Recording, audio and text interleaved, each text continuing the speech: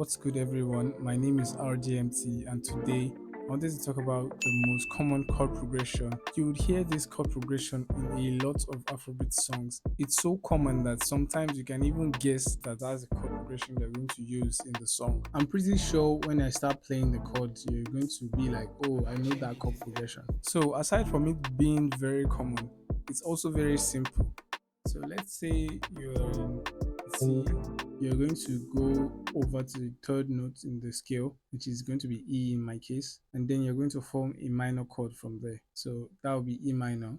Here I have a E minor 7. Let's hear how this one sounds. Now you can go two ways from here. You can either go to the 4, which is F, or you're going to go to the 2, which is D. So you can go down to D minor, or you can go up to F major 7.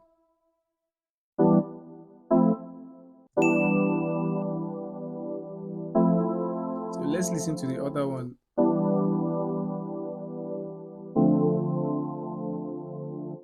Okay, so I actually want to space this out.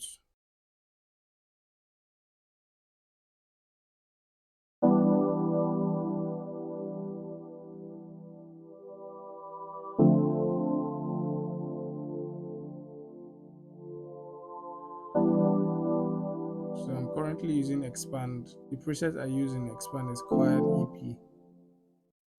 A few of the Afrobeat songs that use this chord progression are Maya by Wizkid, Fever by Wizkid, Malo by Wizkid featuring Tiwa Savage, Tana by Techno, Essence by Wizkid and Thames, Something Different by Adekunle Gold. In fact, Wizkid has used this chord progression too many times. Anyways, I actually made a full beat out of this. I would post the whole process in a separate video and not in this one, so the video isn't too long. But here's how it sounds though.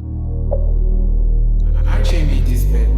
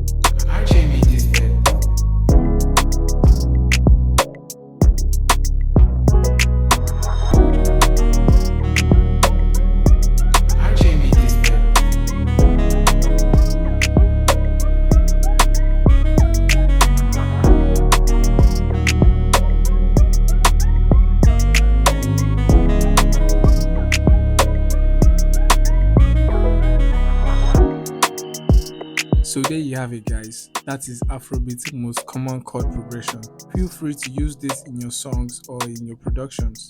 If you learned one thing from this video, do help with a like, share and subscribe to help the channel.